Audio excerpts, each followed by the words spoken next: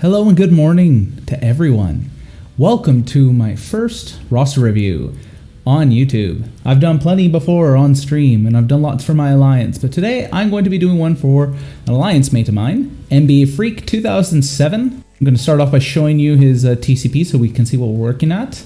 Almost 8 million. This, mind you, this is about a week old or so. He has been War MVP twice, and a little bit of a background on him from what I understand. I keep saying him, I hope it's a him.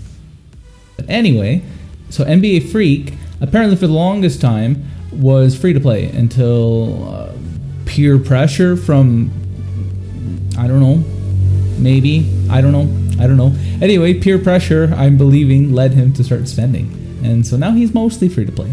Sometimes spends money. Kind of like a penguin we know. So yes, let's see what he has for a roster. Okay, so starting off at the top. I mean, these are good 6Rs. I don't know how many of these he pulled or how many of these are upgrades. But regardless, this top 3 rows right here, I think we can all agree that almost everybody who's been playing this game for a while has these characters. A couple exceptions maybe. Invisible Woman is subjective. Some people have really good use for her and some don't. But this is by no means a bad choice. Same with Proxima. Others, like myself, I didn't take her to G15, but I do have her G14. Yeah, looking good. 5R, 5-star Silver Surfer is very delicious to see. So it seems to me, just by judging here, you know how to keep on top of meta. So that's important. Also, just I'm not going to have enough time to go through every single character's ISO, but also judging from this, I can agree with basically all of this, right? So let's go down to the next row. Kestrel. Oh, I guess you're not much of a free-to-play anymore, eh? Oh, I really hope that your Anti-Venom and Scream can just get pushed to the next level. And Night Nurse. So this is one of the things with, he's got almost 8 million TCP. By the filming of this video, he should have 8 million. We're an alliance where I think the average is about 10 million. And so one of the things that this actually came up, I was talking with one of my friends earlier today, where we were discussing TCP, where it doesn't have as much value as it used to. And it's funny how TCP, the value in it fluctuates as the game progresses. Like, for example, we have players that are 6 million TCP, 7 million TCP that are through Dark Dimension 4.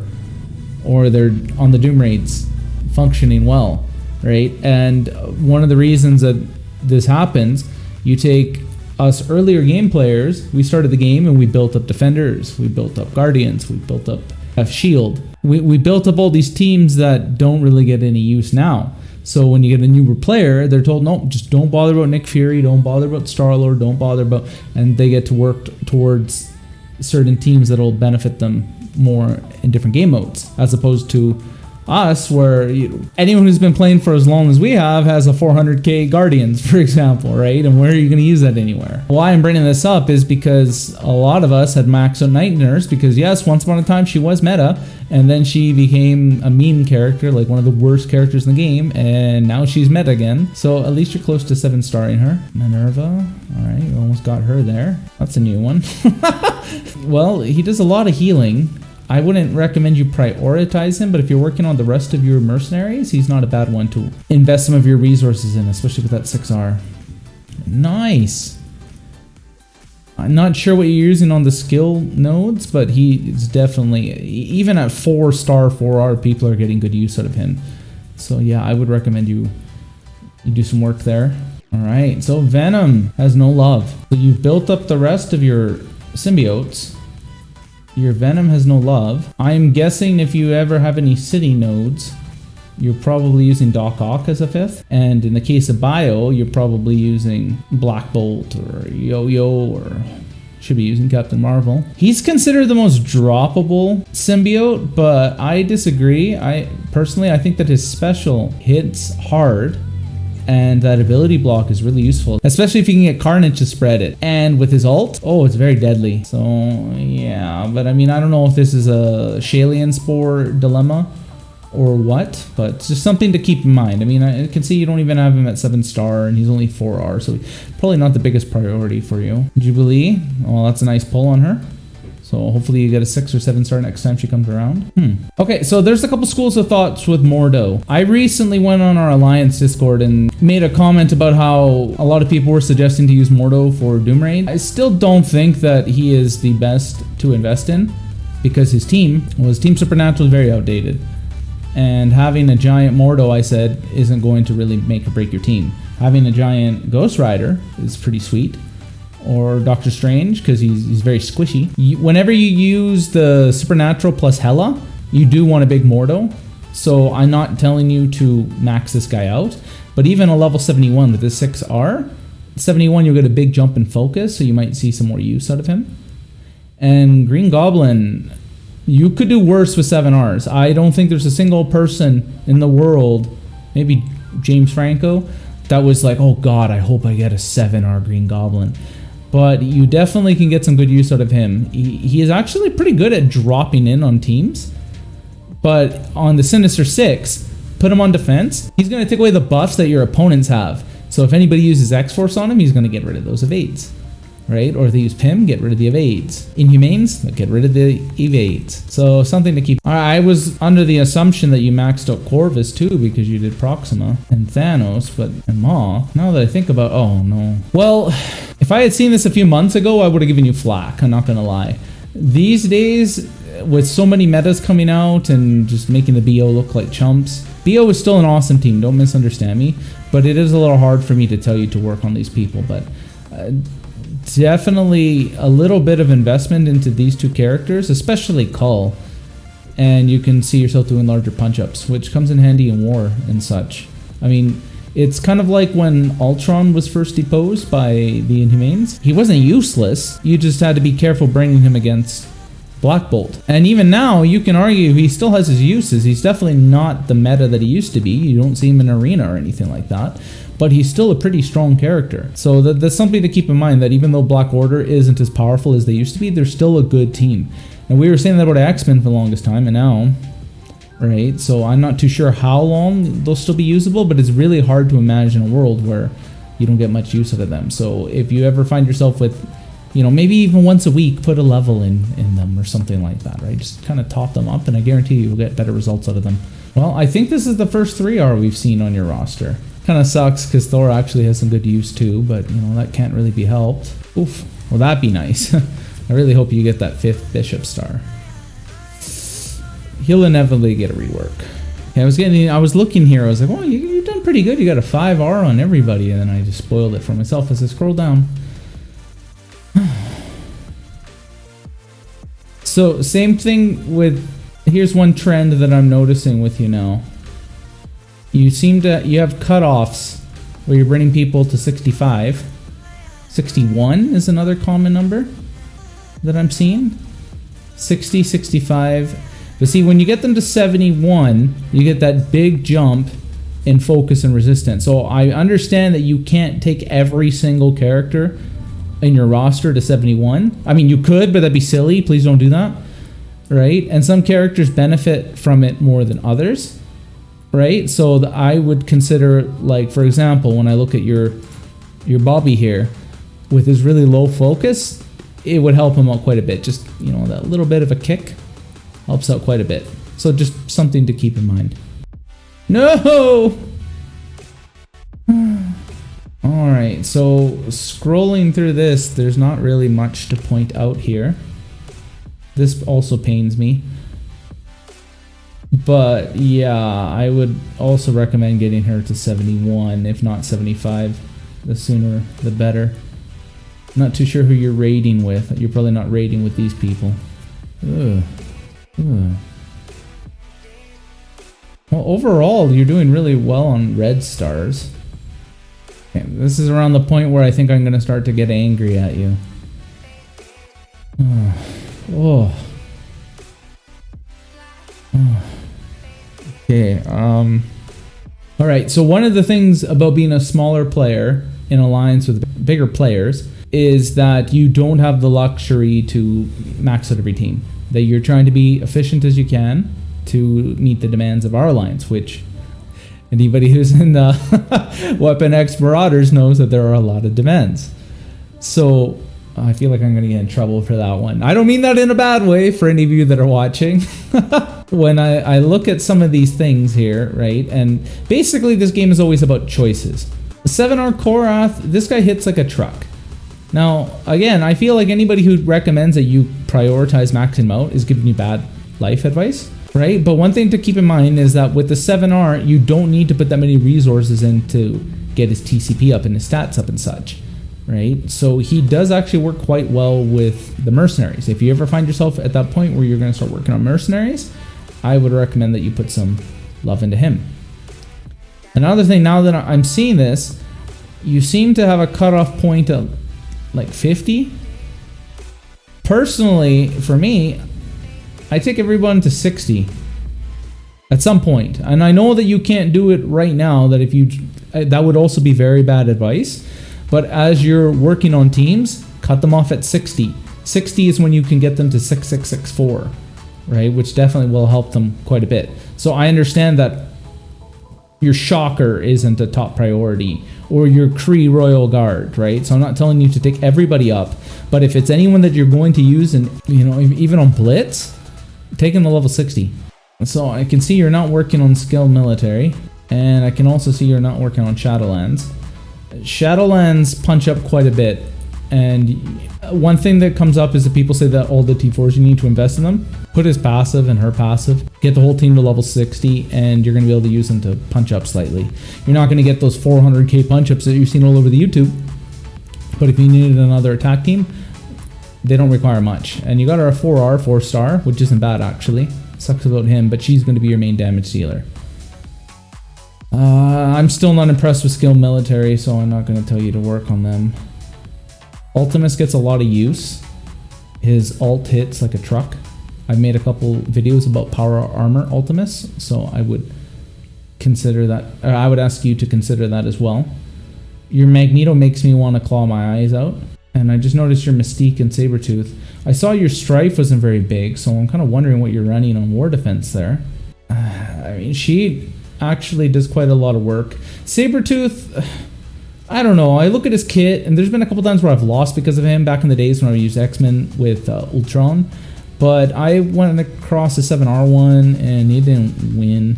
I mean, he didn't win. He didn't do anything. So the good thing about Brotherhood is that, again, get them all to level 60, get them to 6664, put on his T4 passive, that's it. You don't have to do anything else. There's like 2 more that are luxury. That's literally all you need. I guarantee you're going to be seeing big punch-ups. Right? So yeah, you're not going to be doing the 400k punch-ups, right? But there's a lot of times in war where we come across a 300k Guardians and nobody wants to attack it because, well, I don't want to use my Inhumanes to punch down on them, right? And so somebody with a smaller Brotherhood team could help us out with that. So again, minimal investments. This is kind of what I was talking about earlier in the video about how, you were wisely told to skip defenders because why would you need them, right? And now we got Heroes for Hire, but it's also War Defense teams. Okay, hold on a second. You're telling me that you have a G15 6-star Doc Ock, but you only have a 5-star 4R. But dude, I don't know. Again, I don't know what you're running on War Defense. But if you're going to build up Doc Ock, you're doing yourself dirty by not building up the rest of the team. Okay, so you got Mysterio, you got Electro, you got Swarm. I can see he doesn't have very much. And then put Green Goblin. Get them all to level 60. Put them on there. See how they work for you. Especially with a lopsided team like that, which I don't normally recommend. But at our level of play, you're going to have people either punching down like 200k, which is a win for us, or they're going to try to use those weird teams that I cyberbully people for on War Review, and they'll give you a win. She's a really neat character, but with an incomplete team, I can't really ethically tell you to work on her. And just getting to the end here, this is about what I would expect. She-Hulk works really well with them and doesn't require much, but 3R... doesn't look like you're even farming her. I would leave that. America Chavez. So you basically have every single character in the game that you could reasonably have without spending money. So that's something. Okay, so to reiterate the points that I made. First off, I appreciate the ISOs that you have put in on everybody. That is good to see. We do have some players. I mean, I'm not going to fault you for not having ISO on Yondu, for example, right? But we do have players in our alliance who don't have ISOs on defense. And we go regularly against people that use attacks, weird teams to attack that don't even bother to put level 1 ISO. So good on you for that. Secondly, good on you for your choices. There's been a couple where I've been like, but I can't get angry at you for not maxing out your pyro, for example, because it's bad advice and you didn't really need him to clear content. You haven't made me cringe with any characters that you've invested in, so that is great to see. Okay, my third point to make to you, I understand you G15'd your Doc Ock for Dark Dimension 4, and you probably use him on raids, but again, I feel it is remiss to not even try to come up with a team for him when you're put in these resources. Same thing with Night Nurse. I understand that you probably did it for Dark Dimension 4. NBA is farther in Dark Dimension 4 than I am, by the way. I want to point that out. And you probably use her on the raids. What is she going to be doing outside of Dark Dimension 4, right? Like I said, you may as well put something in. And when you do things like this, so Red Guardian I feel like is a little bit of a different one because you could easily put him in another team that doesn't involve skill military and get some good use out of him, but a character like Night Nurse isn't quite as drop and play. I'm sure somebody's going to say, I use her all the time, what do you know what you're talking about? But you know what? I think you're wrong. Power Armor Ultimus I think is for you. Drop Iron Man. I can see that you're starting to work on X Factor. You're probably going to get a team together once you get Polaris. And I can see that you worked on your Astonishing X-Men. So it's not like you have mutant gear everywhere, but I would recommend for you to put some Brotherhood 2 love in there. They're getting quite a lot of use these days on a lot of different teams. So just, yeah, one thing to think about. And yeah, aside from that, I don't have much more to say. I think that you have a good roster. And even though I've been in this alliance for a short period of time, I can tell that you're quite a lot of help to the alliance. And we are grateful to have you. So thank you very much for that. Wait a second, I can't end the video. We have to go over his blitz teams. Terribly sorry. Kind of like what we were talking about earlier. You can see that he's built these guys up quite well. Just need to work on Venom. I'm sure you're still getting wins despite this. It's funny because normally people's weak link is Scream because of how terrible she is to farm. And we talked about this already as well. At least 71, at least, please man. I could use that. It would make me feel better. There's not much to say on this. For war defense, I suppose it's going to be like what I said, where people are going to be punching down. I don't know. I think that he's going to get wiped out instantly. These two aren't going to amount to anything, and you still need to send a meta team to fight these two people. As far as blitz goes, I'm sure that these two carry, so you don't have to worry so much about that. Same thing for this, specifically for blitz. Even on war, honestly, you could drop her and put, I don't know, you could put Ultron, you could put Minerva, you could put Shuri if she doesn't have a home, right? There's a lot of people you could put into here, but for purposes of blitz, it's going to be Phoenix carrying, so that's not a big issue. Inhumanes, this is basically how every single person's Inhumane team looks. They built a Black Bolt, they put some love in a yo-yo, and the rest get neglected. And that's just how it is, right? It's really hard to, unless you get really good red stars from Crystal, or Quake. I think Quake is underrated. Karnak is just, he's one-trick pony. This is basically how everybody's Inhumane team is going to look. As Guardians, it's like you copied my Asgardian team. It looks so much like mine. Yeah. Now, to the players that have a 6 or 7R Thor, yeah, work on him too, right? You can get some good uses out of him on different teams. But again, purposes of blitz, she will carry. Guardian, so despite being a later starting player, looks like you used these two for Dark Dimension 2, but not Groot.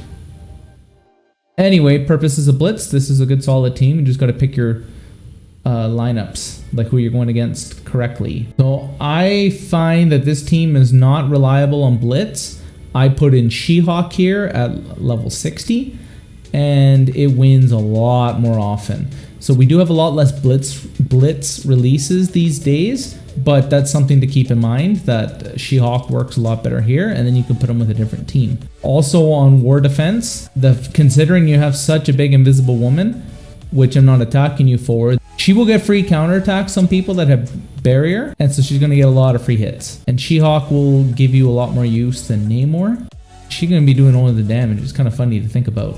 So standard, good to see. I run her with healer though. Just a little bit of extra healing I feel makes a big difference. But if you feel that a beast is doing it all, then that should be fine. And power armor, looks like you gave them love. But yeah, I guarantee you drop Iron Man and put Ultimus in there. His alt is really good to T4. It's not necessary. And then you're looking at being able to take down those like 300k Sinister 6 teams. Alright, so for war offense, lately I've been dropping him. I actually was running him too. Put Namor there.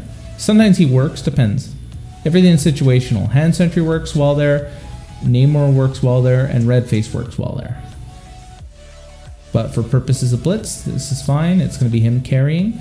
Now this is actually kind of funny because I was running the exact same... Actually, I still am running the exact same team.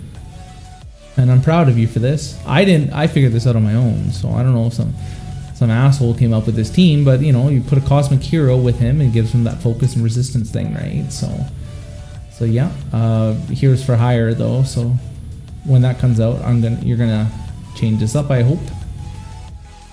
This is basically everyone's PIM team. Not much to say there. Alright, so for myself, I don't run Coulson on Blitz. I think I have Shield Trooper here, and why I do that is because I don't think that Fury can win on his own. So I put him with Fury, and I get more Blitz wins that way. Okay, so this team, this is a team where you can consistently get good wins, like high punch-ups, and they also require very little work. You basically want the T4 of each one of the ladies and their passive, so level 64 each one, and you're going to see a big difference in punch-ups. Then the bigger punch-ups result from G14s and these two, and which other T4s you put into them. Yeah, so for Blitz, this is fine because it's going to be him carrying, right? For War Defense, I mean, I know I keep saying War Defense. They do work on offense as well. They can counter mercenaries pretty well, actually.